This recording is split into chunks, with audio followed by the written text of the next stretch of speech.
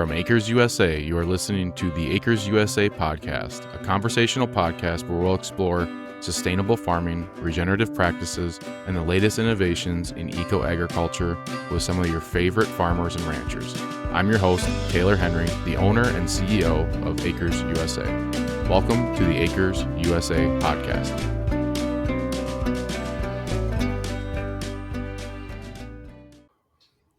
All right, we're joined with Keith Burns, who is the owner of Green Cover Seed. Keith, thanks for joining us. Yeah. Hey, Taylor. Always good to see you and always good to visit with you. Absolutely. I guess I probably should look this up before, but were you the founder of Green Cover or did you buy it? Yeah, no. So my brother and I, we founded the company. It's right here on the farm that we grew up on, that we've been farming literally all of our lives here in South Central Nebraska. And so Green Cover was just an outgrowth of the farm and what we saw working on our own farming operation, and looking at an opportunity to provide that seed for other people as well. So, yep, it's right here in our backyard. And, I don't know if that was smart or not to just build it right here on the farm, but it's convenient for us. And it allows us to keep the seed business very integrated with the farm. And, so with all of our plots and trials and stuff, we can have it all just right here. Yeah, that makes tons of sense. Well, I can relate to you. We built our warehouse or remodeled our warehouse and office for Acres right on our farm too. And I just went out right before talking to you here and we got our first calf on the ground. So it's easy to. Congratulations. Yeah. Nice to be able to go out and just check that. Yeah, it is. So obviously you guys have really, you're a specialty niche, especially in ag, where you are specializing in these multi-species, diverse mixes. But then, also you guys are so well known for your cover crop mixes. Do you want to talk a little bit about the background and how you guys got into this special niche? Sure. Yeah. Happy to. It's because it's a good story. And, it's one that we shared partially. We were talking earlier, we started a podcast as well. And the first episode we did with Gabe Brown, we were kind of recounting just a little bit of this history. And a lot of it started, we were very involved with the No-Till Association. So No-Till on the Plains in Kansas. And in 2006, they had a guy named Ademir Caligari come in from Brazil as one of the speakers at their winter conference. And Ademir was showing us pictures and telling us stories and just really fascinating all of us there of how the Brazilians were using these multi-species, very diverse cover crop mixes. Prior to that, people here in the States that were doing a cover crop, radishes. Yeah, okay, we'll plant radishes, or we had some clover, or we planted sorghum. Maybe somebody get crazy and do oats and peas together. But it was very either monoculture or very basic mixes. And so Ademir was coming, showing us these 8, 10, 12-way, very diverse mixes. And it got us all excited. And Gabe Brown and Jay Fuhrer, they took that concept home to North Dakota in 2006, and they planted those plots. And most people have probably seen pictures of, where the things they planted in monoculture just burned up in that really very, very hot, dry North Dakota summer. And where they planted everything together in a mix, it grew amazingly well for the lack of moisture that they had. And so we saw those pictures and we thought, man, what's going on with that?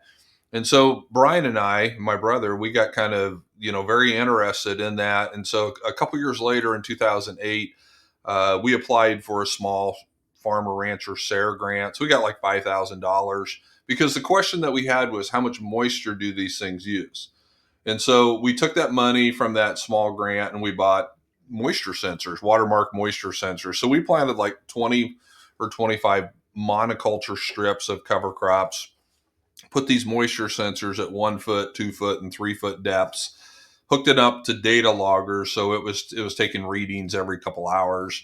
And so we could see exactly what the moisture levels were doing in each of these plots. And then we also had several mixes, where we put the things together in very diverse combinations and looked at that.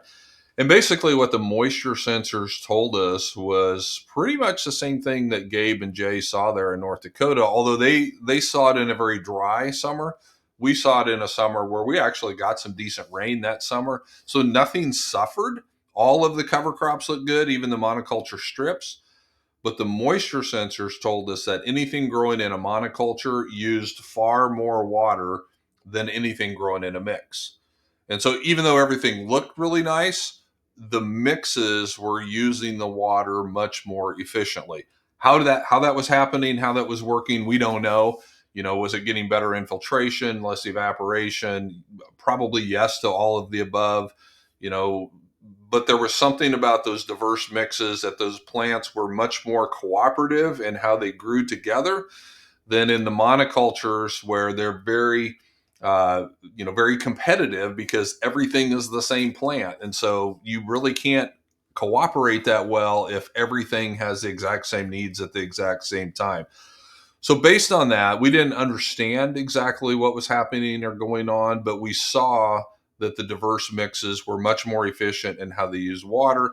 And we also planted, we did this on an 80-acre field. We planted the rest of the 80 to the mix and then grazed cattle on it, in the late summer and the fall and even into the winter. And they just did incredibly good on that mix. And it was based on that we said, you know what, this might be a business opportunity. We were looking for a way to kind of expand things because we had some of the kids that were getting old enough and wanted to come back and potentially be part of the operation. So we made the choice to, start a cover crop seed company versus going out and just trying to find more farm ground to farm. And so that's how Green Cover started in 2009. And because of what we saw in those experiments, we have been very focused, very passionate about the importance of the diverse cover crop mix because of what we saw from the very beginning. So the moisture topic is usually what people will say when they are saying why they wouldn't use cover crops. Yeah. Do you want to go a little bit deeper in that? Like where are they getting that from? Is there some truth to it with certain Yeah. types of? Well, I mean, it's just common sense, right? A plant's going to grow; it's going to use moisture. It's taking that moisture away from your next crop. And that was our mindset as well, and that's why we did these experiments because we couldn't jeopardize our future corn yield by taking the moisture out of our wheat stubble because that was the time frame we were doing it. So we didn't want to jeopardize that next crop's yield by stealing some of that moisture, in this system. And so that's just common sense. Something's going to grow, it's going to take moisture, and so that's a net negative in your water budget. Well, what we didn't realize and what a lot of people don't realize is a lot of our systems are not very efficient at capturing and storing moisture anyway, a conventional type system. So summer fallow is horribly inefficient at capturing and storing moisture, especially tillage type fallow.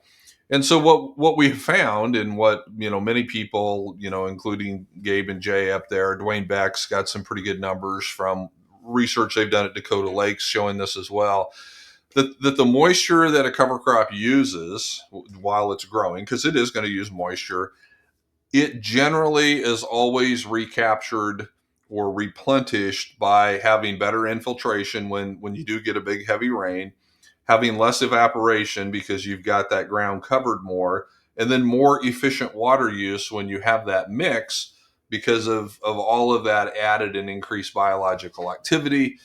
Somehow that is using that water more efficiently, whether it's kind of recycling that moisture within the plant, or plants are sharing resources so much better, and so they can get by on getting their growth on less moisture requirements.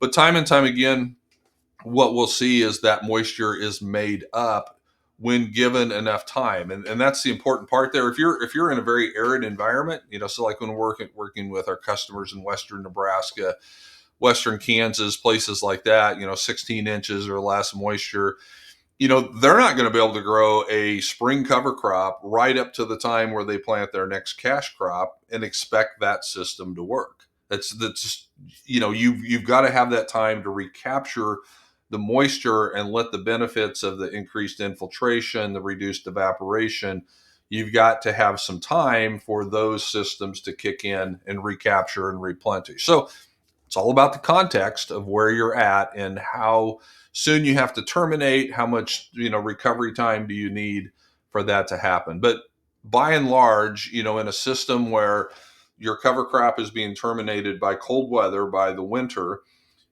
extra snow catch, better infiltration, less evaporation, we generally don't see a negative impact on soil moisture from a summer planted, winter terminated cover crop to the next spring planted crop. It can happen if you don't get any moisture to replenish it, but with any type of close to a normal year moisture, we typically don't see that as an issue. Yeah. So what you want to explain your guys' home operation a little bit? You know, you're 15 plus years in now using these cover crop mixes with your rotations. What have you seen, you know, in your guys' actual crop P&L where, you know, are you reducing some of your inputs? You know, when it pencils out with adding the cover crop seed in, you know, from an economic standpoint, what are you Yeah. guys seeing? Yeah, so we're here in South Central Nebraska, and we're about half irrigated and half dry land, and we really treat those differently. The system is different. Like I was mentioning, we can't just let our rye or triticale or vetch or whatever get really mature and big in our dry land, and then plant right into that and uh, expect to have really good luck or success. We can do that on the irrigated because we can make up for some of that late season moisture use by irrigating early if we have to. So we treat it as two different systems. But since we've been using cover crops, we've definitely seen our soil organic matters go up. We saw a pretty good increase when we were no tilling, but it got to a certain point and we felt like it kind of plateaued. And I think what we understand now is that a lot of that was because we just didn't have the biological activity. We were producing good residue. That residue was remaining on top of the soil to protect it because we were no longer tilling it in, but it also wasn't breaking down and cycling very fast. And that was just that we didn't know it at the time, but that's just an indication that our biology was not very active. Well, now that we've been using cover crops and we've been doing some biological additives and doing a lot more compost and you know adding things like that to the system, now the biology is much more active, and it's difficult to keep enough residue on top of the soil now because of that. So we've since we started doing cover crops and part cover crops and making our own compost and applying that compost has kind of come in about the same time. uh, so we haven't used any starter fertilizer, any commercial phosphorus starter fertilizer now for probably the last 10, 12 years. We know we're getting some of that phosphorus from the compost, but we don't put compost on every acre every year. But we feel like the biology, the active biology that we have now is helping to cycle phosphorus from the soil, because we know we've got good reserves of phosphorus in the soil. The plants just can't get to it, but the biology can. And so, we've completely cut out any of the phosphorus starter fertilizer or amendment fertilizer. We really haven't added any lime over the last probably 8 or 10 years as well. It seems like our pHs have kind of stabilized a little bit more. We used to have to add, lime every so often, but we haven't done that for quite a while now. And I would say our nitrogen fertilizer rates, we have probably cut those back, I would say, by 30%. On most of our corn, our nitrogen use efficiency is coming in at around zero point 0.6 or 0.65 applied units of nitrogen per bushel of corn. So that's down significantly from where it used to be as well. And if we still had livestock, and we had livestock when we started, what we found is as the seed business was growing so much, it was sucking all the labor out of our operation into the seed business, and we were doing livestock very poorly and not making money and not helping the soil because we weren't managing them right. We had to make the difficult decision to get out of the livestock part because we just weren't doing it well. We hope to get back into it again at some point if the right person comes along who really has a passion to do that. So we do have some livestock that come in. Some of our employees have some cattle and come in and do some grazing, but we don't have a real integrated livestock component, which is one of the best ways to monetize cover crops that there is. We were talking about that earlier, some of the grazing trials that you're looking at doing and how much winter feed savings can you have? And the answer is a lot. And how to quantify that's a different story, but we know that you can grow a lot of high quality forage for those animals. Yeah. Well, let's dive into some of that. So, right now I'm seeing a lot of people on X and LinkedIn. It's I don't think it's funny. I think they're kind of posting it as, it's kind of like a sad joke. But they'll post their projected P&Ls for, their certain crops on an acre, and it always pencils out to a negative.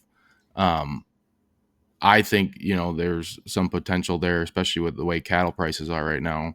Like, could you set aside a third of your acreage and plant it into these cover crop mixes on the off year of corn?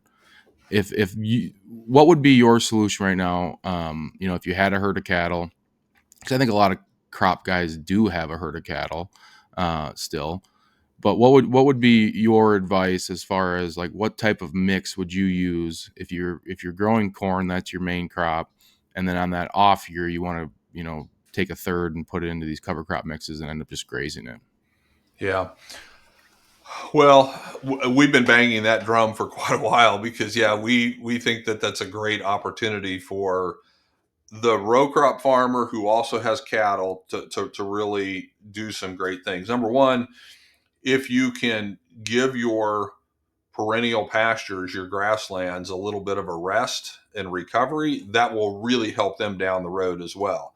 And Well, and so, it actually it times up perfectly because it's when you're starting to burn out of your pastures, and yeah, August is a great time to graze these. yeah, no, that's exactly right. So, what we would encourage people to do is start with the pieces of ground that are the least productive, your lowest organic matter, the worst soil conditions, because in a tough economy, you're going to struggle to make money on your good ground. You're not going to make money on those poor pieces of ground. So target those because there's very little opportunity cost that you're giving up to do this on those pieces of ground. So that's where we encourage people to start.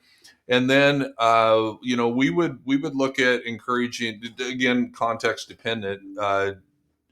We would encourage people to kind of do a two-step approach. One would be, starting out with, if you're starting early enough in the season, you could do a cool season mix like oats and peas and rapeseed and some things like that. To the point where we're at now, we would say, let's do a warm season mix. We'll plant it mid-May, late May, whenever we get, soil temperatures above 60 degrees. Plant that out there. You can start grazing that in probably 6 weeks. So you could be out there, by mid-July. And, you may have some pasture starting to give up a little bit then. Or if you need it later in the season, we would start with when your grazing needs are, and then we would back up to say, this is what you should plant and when. But you could plant something in that mid to late May timeframe, graze it, July, August, even into September if you wanted to. You could take other pieces of that ground and plant a different mix and not graze it at all through the summer and save that for winter stockpile. And we would do a different mix, things that are going to, grow, that they're going to stand well through the winter. And then you don't graze those through the summertime. You just get massive amounts of biomass out there. And now you're grazing that October, November, December, that type of time frame. So we would really need to know what your goals are, how many animals you had, when you need that forage, and then we can help you design a mix based on all that. And we always look at when you need it, and then we kind of work our way backwards to when you would have to plant it. Yeah, I mean, I've liked to use some of these mixes where you plant these warm season mixes, and I know I can graze it in July or August if I need to. But like last year, we had good moisture, so we ended up just skipping it all and taking it the whole way. And it was the first place that we hit when we stopped grazing our perennial pastures in Mm-hmm. 1st of December. Yeah. So what are some of the main species that you're putting in these mixes? I guess let's start with the stockpiling. Well, if you want to do a winter stockpile, um, so you're grazing that, say November, December, even January. Uh, Ideally, what we would want in there is a combination of both warm season and cool season. We want warm season things like sorghums, maybe some cowpeas, sunflowers, things that are going to grow really well in the heat. They can get a lot of biomass, uh, but they're going to die with the first frost. So they're going to be dead when you're grazing them. So it's got to be things that still hold their forage value and stand up halfway decent. So, sorghum sedans are going to be one of the better ones for that. We would look at a dwarf so it doesn't fall over. We want a 7 foot tall plant that has lots of leaves versus a 12 foot tall plant where those leaves are all spread out. So we would do a dwarf BMR type sorghum sedan. Sunflowers are great. If you can get them to make a head, once your cattle figure that out, that will be the first thing that they will eat when you turn them into a new paddock. They'll go pick all those heads off, because if it produces any seed at all, those seeds are 40% oil. And it's extremely high in energy and protein, and those cattle will figure that out pretty quickly. And that will be, that's your lick tub. That's your protein supplement. So you don't have to do that if you can produce some sunflower heads out there for that. And then, we would also want some cool season things. So we would want some brassicas, like the forage collards, like purple top turnips, radishes, things like that aren't going to die with that first frost. And they'll continue to be green and growing even pretty deep into the fall. We'd probably put some oats in there. So in my opinion, the perfect time to plant that stockpile mix, like what we're talking about, is the end of July or the first part of August. So if you plant that early in May, like we were talking about for your mid or late summer grazing one, it's really difficult to get the cool season things in there and still have them in the right growth stage for your stockpile. So we would prefer, so this is where you could have like an oat pea type mix that you planted in March. You're grazing that in June and July, and then you're getting that field ready, and then you can replant that to a stockpile mix in late July or early August, and now that becomes your December, January type grazing. So it really pays to sit down and think through your forage chain and when do you need that forage needs. And okay, I can plant this early, I can graze it early, so I can replant it, and then that becomes my stockpile, versus, I'm going to plant this in May and have that for my July and August grazing. So, but that would be the strategy that we would look at. There would be that late July, early August planting, warm season, cool season combination of things.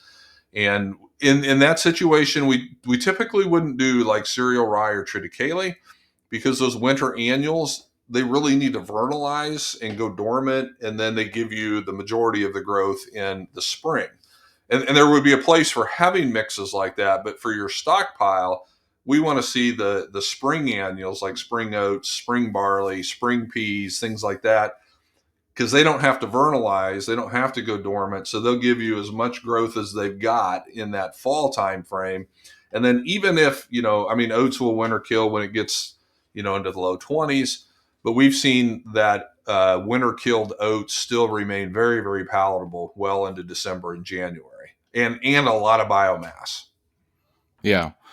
Well, it's also, so we actually use some hogs on these fields too, and I've seen a mix that comes up early in the spring that then the hogs run through, set it back, and then we were actually broadcasting right in the last day that the hogs were in a paddock with these warm season mixes, and it worked really well. What would be the species you would add in that July planting that would give you some regrowth that next spring that you could either graze off first before you redid that or did whatever you were going to do on that field? Yeah. Well, if you're looking for things to overwinter and then graze, early in the spring, rye and triticale are going to be your best bets there. It's always a little dicey to say, okay, well, we're going to plant your rye that you want to graze in March. We're going to plant that in July. Now, will you get some of that to come through? Absolutely. I mean, you see volunteer rye. After you harvest a rye field, you've always got volunteer there, but how good is the stand? And then also the other question is, how well will it do if we're planting, that 6-7 foot tall sorghum? How well is that cereal rye going to go do under that canopy? And that's going to vary. I've seen it work pretty well sometimes. I've seen it be pretty poor other times. And so you can do that. You can add a little bit of rye. We probably wouldn't go overboard, maybe 10, 15 pounds. And it's going to probably be more for keeping the biological life of the soil alive because you got something green and growing out there. But it's probably not going to be a full stand of rye like what you would have if you were doing a late August or September planting and you're putting 60, 70 pounds out there. So it can help and it can be a benefit, but you have to be careful that you don't get too greedy and try to do too much at the same time, because really you're talking about two distinctly different grazing periods. And it's really difficult to hit the sweet spot on both of those with a single planting. I have seen people, plant a stockpile mix or a warm season mix like what we're talking about. And especially if you're in an area where you get enough rainfall, you could do a first initial grazing on your warm season mix, maybe late August or something. Then you could go out there and broadcast rye, maybe some vetch, some things like that. And now you're growing into the cooler part of the year. And so cooler weather advantage to your cool season plants, disadvantage to the warm season. And so now that rye has a better chance to establish in a time frame where it's more comfortable, where it's more suited. And that situation could work. If you don't catch the right rains, though, it probably won't, because there's not going to be a lot of moisture there if your warm season mix is still growing. Hey there. Did you attend our EcoAg conference this year in Madison, Wisconsin? Well, if you didn't, or if you did, we've got the recordings now available. Get on-demand access to every session with the EcoAg recordings. Learn directly from the pioneers of soil health, livestock integration, and profitable regenerative systems, all at your own pace. Speakers include Gabe Brown, Alan Williams, John Kempf, Joel Salatin, and a lot more. We also have additional products that include the full-day workshops done by Matt Powers, John Kempf, Nigel Palmer, Jordan Green, Mark Shepard, and Austin Unruh. These workshops are in depth and will help you dig deep on the presenters' topics. Grab your recordings now at conference.eco-ag.com/24 recordings or find the link in the notes. Because the best investment you can make is in your own knowledge. Now back to the show. Yeah. Well, what type of mix would you recommend? I've thought about this a lot. We haven't done it yet, but I've always wanted to, come in, graze some paddocks hard in, say, July. And as those cool season perennial pastures are really slow to rebound, could you drill in an annual mix here that would actually take foot and get you some more forage at the end of the year? Yeah, you're saying into a cool season perennial setting. Yeah. We've had some decent success with that. With it's sort of a pasture cropping type situation where you've got a perennial crop out there, and so you're trying to sneak a quick annual crop in. It like what Colin Seiss is doing in Australia. He's doing it with two cash crops. That's really going to be hard to do here in most of our country, I think. But to do a forage crop where we don't have to get it to grain, I think is pretty doable. Again, especially in areas where you're catching a little bit more rainfall. So what we have seen work well there, and again, you're right. You want to graze that down pretty hard, and at a time where the cool season perennials are not incentivized to regrow because of hot weather. And so you're typically looking at, late June, early July for that type of a situation. So then go in and plant things that are really going to grow quickly with heat and moisture and, will be high quality forage. So sorghum, Sudan, pearl millet, again, sunflowers. We've seen some pretty decent luck with sunflowers in that time frame. Cowpeas would work really well. I would still throw a brassica in there, even though it's not the ideal time for a brassica. But like the impact forage collards tend to have much better heat tolerance than a lot of the other ones. I'd put a little bit of that in there. We've even thrown like some okra in, handles heat really, really well.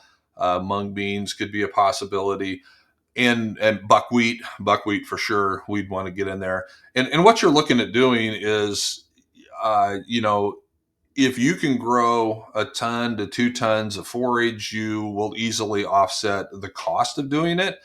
And if you catch a rain or two, you might grow 3 tons of forage, and now that's a home run.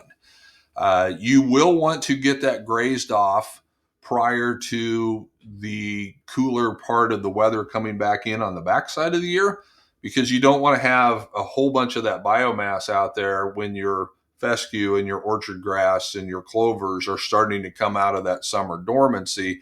They need to get some of that late summer, early fall sunshine in order to reestablish their root systems and be in a good place. So you'd want to do this in a scenario where you could plant it, get the growth that you can get, and then get it grazed down. You don't have to terminate the warm season stuff. The cold weather will do that, but you need to get it knocked back so that it's not, stealing all the sunlight from the perennials. Because you don't want to do anything that's going to hurt the perennial stand. You just want to supplement, that mid to late season summer grazing. Yeah.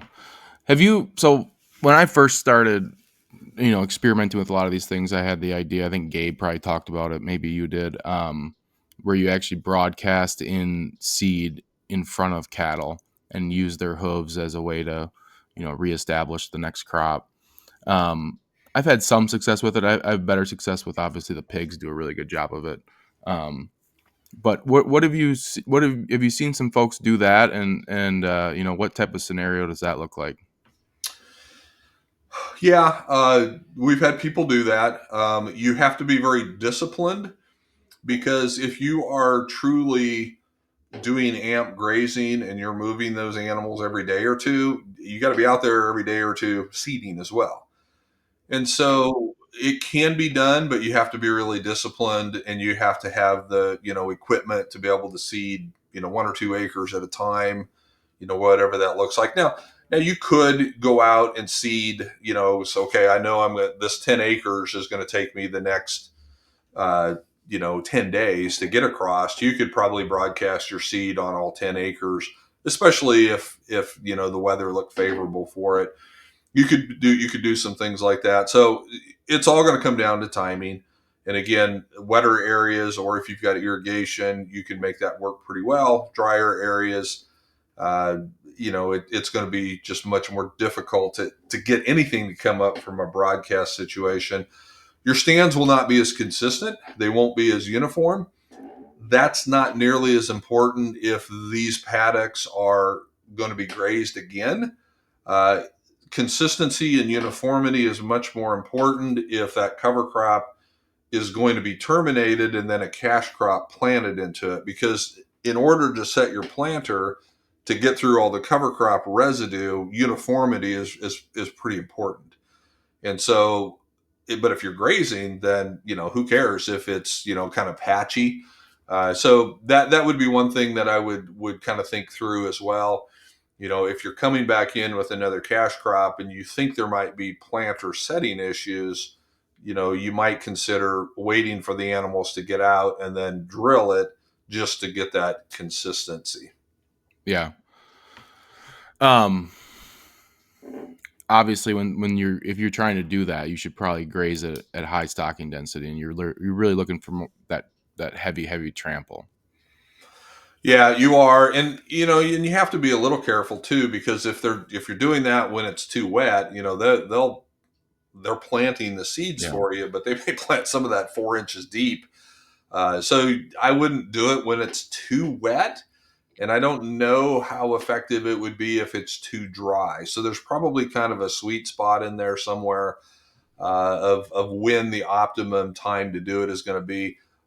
But if you're slinging it out there with a broadcaster, you don't have a lot of seeding cost other than a little bit of your time.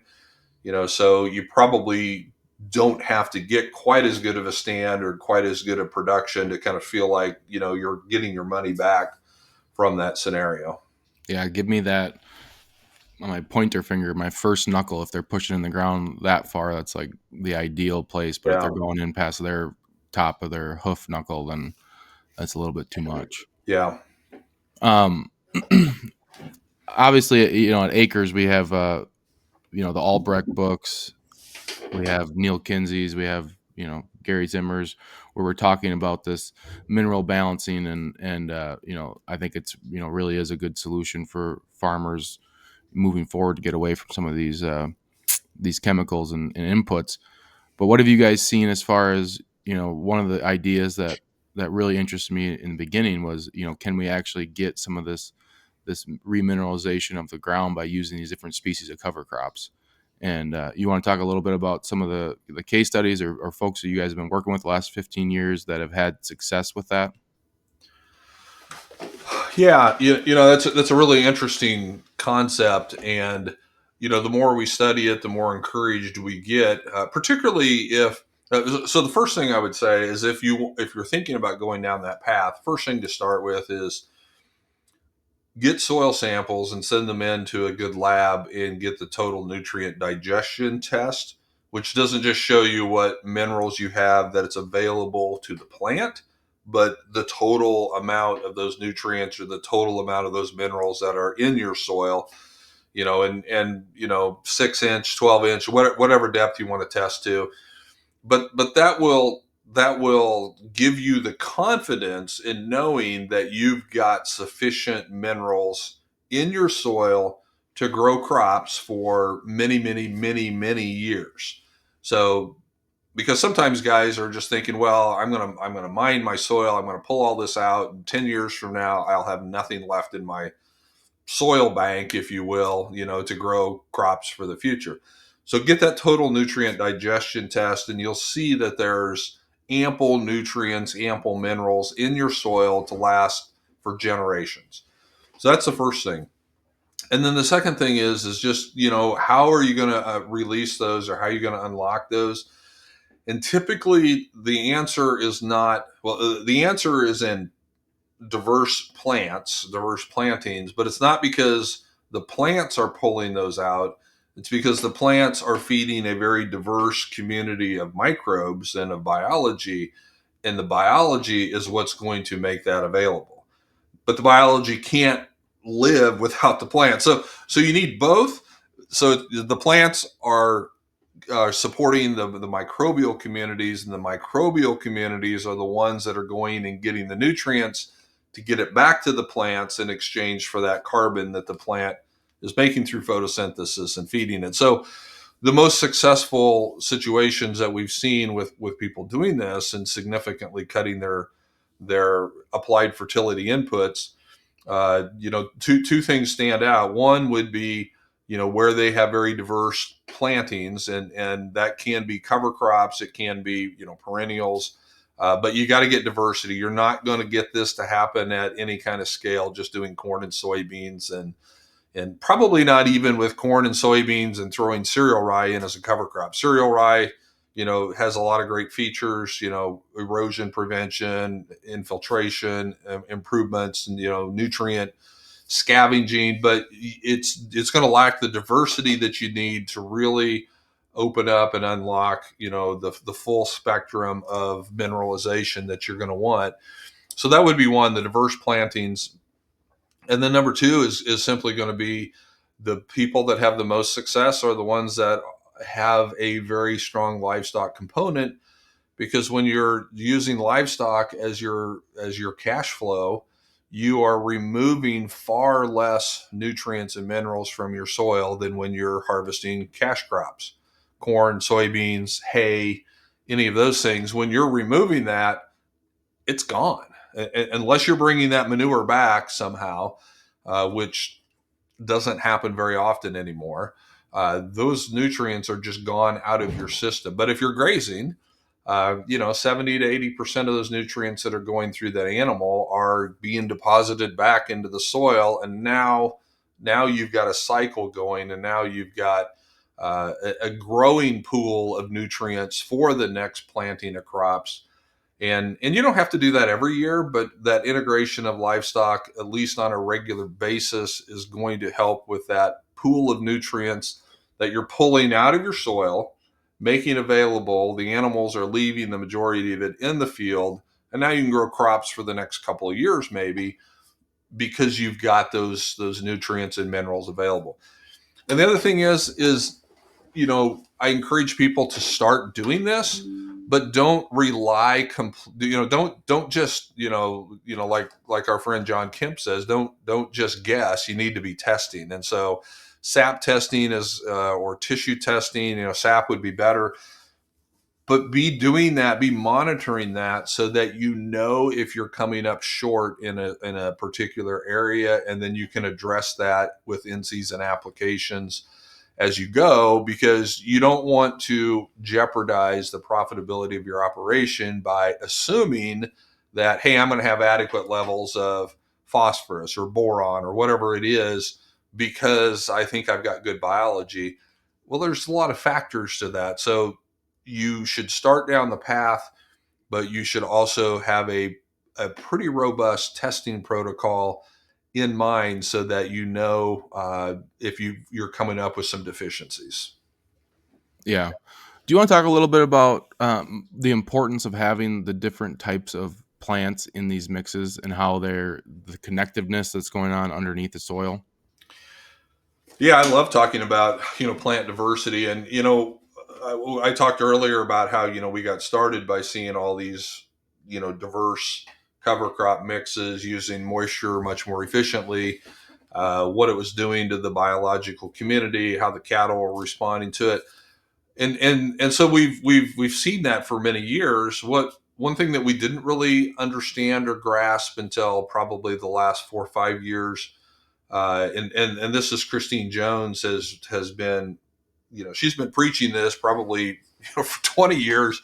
I don't know that we were listening to it until the last few years. Is that it's not just about the number of different species you have out there, but you really need to look at how many plant families you have out there. And the reason that's important is because there's a reason that the experts long ago put these plants into families. It's because they have distinctly different characteristics. Because if they're very similar, then they'd be in the same plant family. But once they find plants that are distinctly different in their root architecture or their growing season, or what they're doing for the soil, the root exudates, and just any manner of different things, then they'll say, well, you know what, that's enough different. It's in a different family.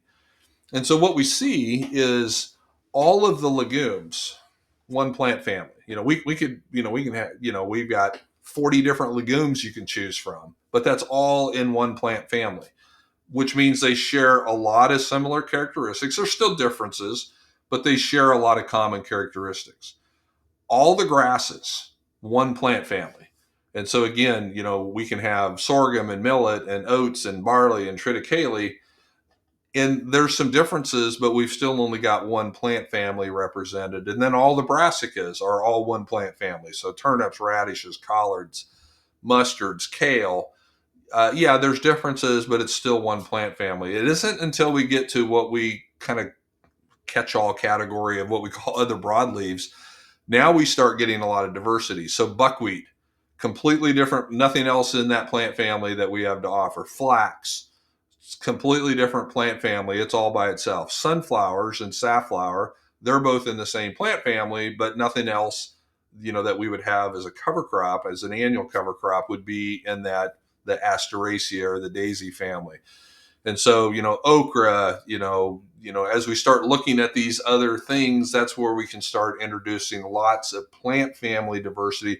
So when we do a mix, we'd like to see 10 to 12 different species in there, but we'd really like to see at least 6 or 7 plant families also represented, because that's where a lot of the research is showing that you start getting these biological communities to be diverse enough that the quorum sensing is kicking in, and you start seeing a lot of the interactivity happening between the microbes and the plants happening when that diversity builds.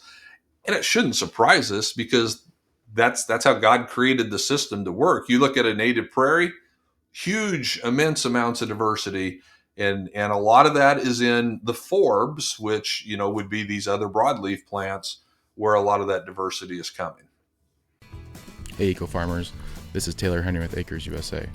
I hope you enjoy this podcast as much as I enjoy interviewing these folks.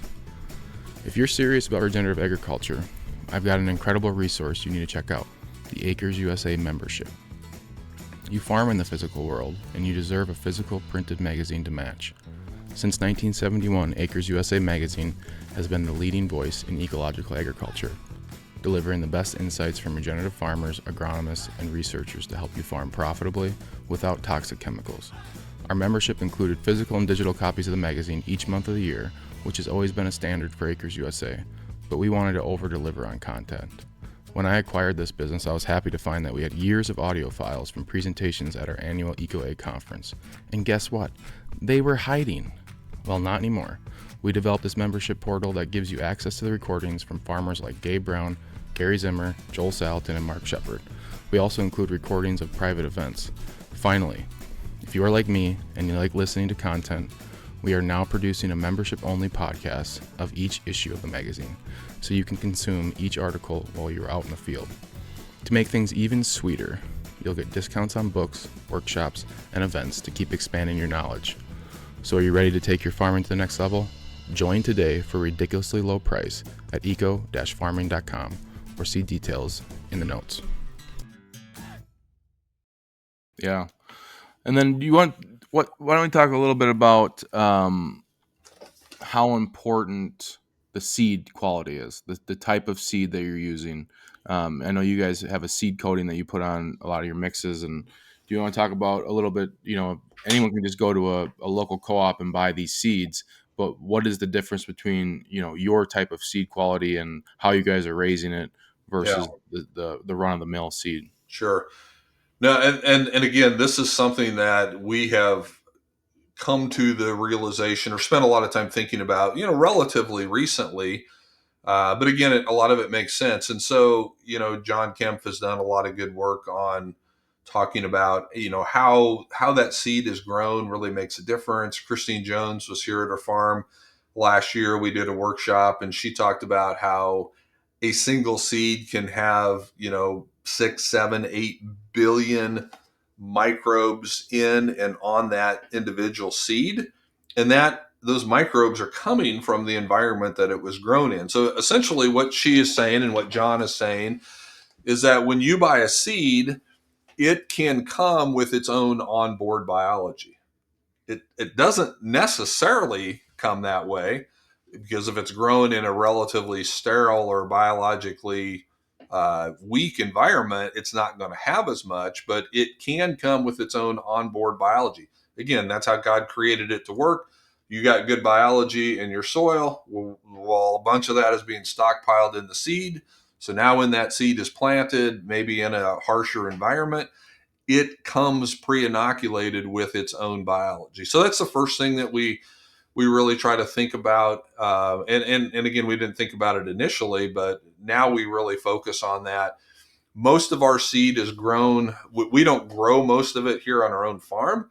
Most of it, though, is grown, or a majority of it is grown through our network of growers that we are contracting with. And almost all of those growers were our customers first. So we knew that they were doing regenerative practices. It's, we are starting to get into more organic seed, but we try to get as much grown with regenerative practices as possible because we just instinctively knew and now, we understand a little bit more that that's going to be a better quality seed. And we will soon be able to, I think, start doing some testing to prove that out and to have some numbers behind that. Dr. Laura Kavanaugh, who's the chief scientist with AEA, they're working on some much less expensive DNA testing to where we can send seeds in and get an indication of what kind of biology is in there. So that's not quite ready to roll out yet, but we're looking forward to that coming fairly soon. So we try to grow it in regenerative environments to try to vector as much of that onboard biology as possible. But then we're also adding biology to it. And of course, the rhizobia, we're putting rhizobia, the right strains of rhizobia on the legumes so that they've got that bacteria. But our rhizobia product that we use also has free living nitrogen fixers like Zotobacter and Azospirillum and some bacillus products. So when we put that inoculant on a mix, we've got the rhizobia for the legumes, but we've also got the free living nitrogen fixers for the grasses and the non-legume broadleaves. And then we also are putting a base rate of a compost extract, a highly fungal dominant compost extract on as well. It's a relatively inexpensive product, but we're putting that on again just to enhance the biology that is coming with the seed. So we have the natural biology that comes from the field, and then we're adding as much diverse biology as what we can. And between those two inoculant products, we're usually at somewhere between $1 and $2 an acre for that inoculation package, which you just can't spend $10-15 on inoculant on a cover crop.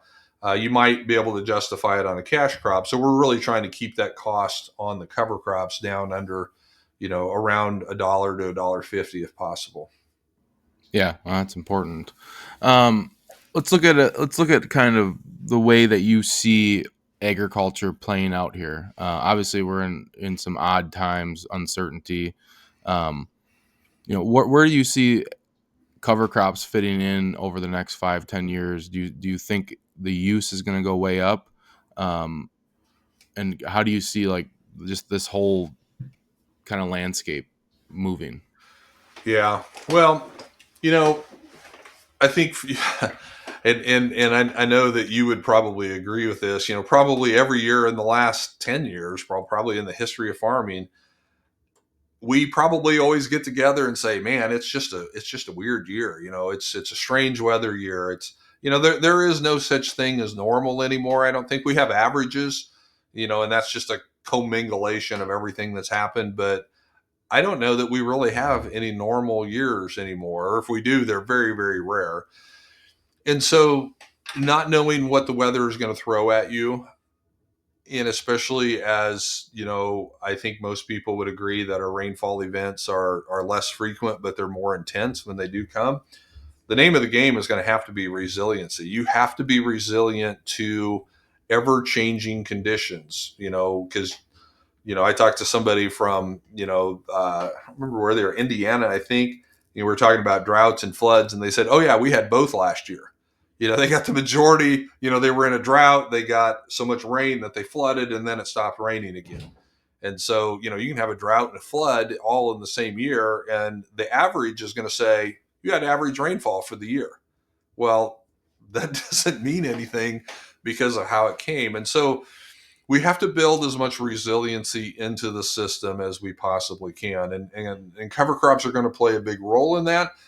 For a couple reasons. Number one, the biology of the soil is going to make our soils as diverse and resilient as possible, but that biology cannot survive. It cannot perform those resilience functions without having a living plant root feeding it those liquid carbon root exudates. And so that's where cover crops play such an important role, because we have to fill the gaps in between our normal crop growing spaces so that our biology doesn't just die off and become dormant, because that's when we lose the resiliency that we work so hard to build up, is when we go through long fallow periods where there's no food sources for that biology. So I think cover crops will play a role in keeping our soils resilient to a lot of these factors that are going to be thrown at it. And so, that's how it's supporting that biological community, but it's also protecting the soil. It's just heartbreaking to watch the pictures of the dust storms. Number one, to watch the dust, just blow away, to watch that topsoil blow away. But then, we all know about the accidents that have happened over the last several years where people have lost their lives. And so, we need to protect the soil. We need to stop it from eroding, and then we need to start rebuilding it. And cover crops help with all of those things. And so I think they're going to have a bigger role to play. What that looks like, I don't know. As far as will people understand the non-cash value that cover crops are bringing? And by non-cash, I mean it's not something that I'm harvesting and taking across the scale and actually getting a check for. But if I don't erode my soil, if I don't lose that moisture, if I cycle more of my nutrients and make them available to my plants, those are all very valuable, but it's not someone writing me a check that I can deposit in the bank. So we have to have a better understanding of what those benefits look like. And then, ultimately the market is going to have to say, the consumer, through the market is going to have to say, I believe that something grown regeneratively is both better for the environment, but it's also better for me, nutrient density, healthier product, less residues, whatever it is. And then they have to be willing to pay more for it in order to incentivize the market to say, I need to grow it this way because I'm getting a premium, or there's a bigger market for it. And so ultimately that market has to shift. Yeah. How soon does that happen? How does that happen? I don't know. With what Bobby Kennedy and is pushing with the Maha movement through HHS. There's some encouraging things coming out of that, but we just don't know yet. We don't know what that's going to look like. But ultimately, for this to gain traction, to gain a majority, it's going to have to be the market that says, this is what people want. This is what people are willing to pay for. Because the government can only incentivize things so far. But if the market doesn't support it, it's not going to last. Do you see any technology or a situation coming in the future where you could actually harvest, say, 4 or 5 different species at the same time? I could think of, give me like a oat, pea, multiple other species mix that could maybe start a feed ration for hogs or chickens or something. And we probably need to get the harvesting heads. The technology needs to catch up to be able to, do that. Do you know of anyone working on something like that? Because that seems pretty logical to me that, we get to that point where if all these things are happening where these multi-species cover crop mixes, is there a way for us to actually harvest these mixes that you almost have a ready to go mix for some sort Mm-hmm. of a feed Yeah. ration? No, I think so. And for the most part, you can, if you pick the right species, harvesting them together is a very viable option. Now, sometimes you'll maybe have one or two things in there that mature quite a bit earlier, and so then they would start shattering out. But there are on the market already. They're kind of expensive, but if they get a little cheaper, you would see more people use it. It's almost like it's a glue that you would spray on your field, and it would seal the seed pods so that they don't pop open and you would lose your batch or whatever seed is susceptible to popping out. Typically it's going to be the legumes that are in a pod, and that pod opens up and then the seed falls out. So there are some glue type things, biological glues if you will, that could be used in a situation like that. Harvesting it typically isn't a problem. The problem becomes if you want to try to separate it in order to sell the individual components. That can get difficult or it can get expensive. If you are going to feed it, that's generally not a problem. The problem there becomes how consistent will it be? So you would, especially if you're going to sell it commercially or you're grind it up and sell it as a complete feed, you would have to really do a lot of good testing on it, so you would know, okay, it's only 14% protein. I really need it to be 17, so I need to supplement it with something. But I think that's very doable, especially if you start looking beyond just the traditional feed test and start looking at the actual density of the nutrients that are in that feed. And if you're feeding it to your own animals and you can leverage that all the way down to the value chain of getting that directly to a consumer, I think that has huge potential. So yeah, I think it could be done right now. It's just not a Yeah. lot of people doing it. Yeah. What do you think about a substitute for like dairy farmers instead of doing corn silage? Is there a mix that you could see replace that would actually have some sort of a regrowth after you chopped it? Uh, you know, that's difficult. The regrowth part is difficult. Certainly, there's other alternatives to corn silage. You know, sorghum silage is used in a lot of areas. There's a lot of dairies that are chopping rilage or triticale for silage. You can add, you can diversify your corn and add, cowpeas and some climbing type legumes in there to make a higher protein corn silage. So there's things you could do to kind of improve that a little bit. As far as what could you chop and get good regrowth on, regrowth typically only happens when you're harvesting at a very vegetative state. And for silage, you're typically, it's a single cut harvest, and so you're typically letting that crop grow out to maximum biomass, and that typically is getting far enough into the growth cycle of that plant that it's really hard for it to regrow. Yeah. So it I was thinking more like, obviously you'd have your base of sorghum, but like if you could add in some of those cool seasons that maybe, wouldn't be a large part of the silage, but then maybe be able to kick back up in October, November. Yeah. The issue there is you would typically plant your whatever your big biomass accumulators. You're typically going to plant those at a relatively heavy rate, and they're probably going to shade out Yeah. your other things. But with silage, a lot of times you're harvesting early enough, you can get out there and get something else going, still in a timely fashion. So you could do it, but I think you would have to pull your rates back a little bit in order to not choke out, your lower growing regrowth type crop. And most guys just aren't willing to do anything that may jeopardize the yield of that silage crop. Yeah. I get it. I get it.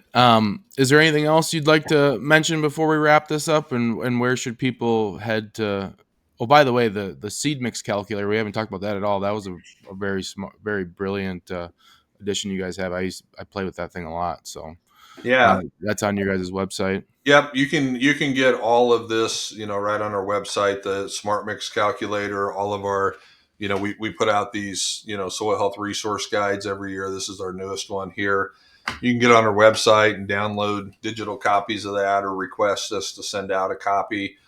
Much like you guys, we're very education is very important to us, and so we spend a lot of our marketing budget on making educational materials available to people. So yeah, on our website and then our YouTube channel as well, we have a lot of good webinars and podcasts there that will hopefully help get a lot of this information out to people. But yeah, the Smart Mix Calculator, you can get on there, and that tool will help you design. It's not going to give you the answers, but it will give you the tools and the knowledge and the education to help you build a mix that fits well for your situation. And then it's designed to where you can hit a button, it sends that mix over to us, not to order it, to ship it out, but we'll look at it, and then we can get back with you and say, well, I like what you've done here, but I think if you did this instead of this, it could be better, or we could make it a little cheaper if we do this instead of that. So it's a good starting point, but it's not always the finish point. We're always willing to step in and help people with that last step. Yeah. When you guys gonna get AI in there? Well, you know what, we were talking about that just this morning of figuring out how to integrate AI into it to essentially to look at all of the, there's been probably 25 or 30,000 mixes that people have created on the tool. Well, how can we leverage, the wisdom of the community and let AI analyze that and then utilize that to help new people design mixes based on what everybody has done in the past. So we're talking about it. We don't know exactly what that looks like yet, but we're definitely working towards that. Yeah. Yeah, it's gonna be a wild ride. That has a lot to do with the next 5 to 10 years. It will indeed. Yeah.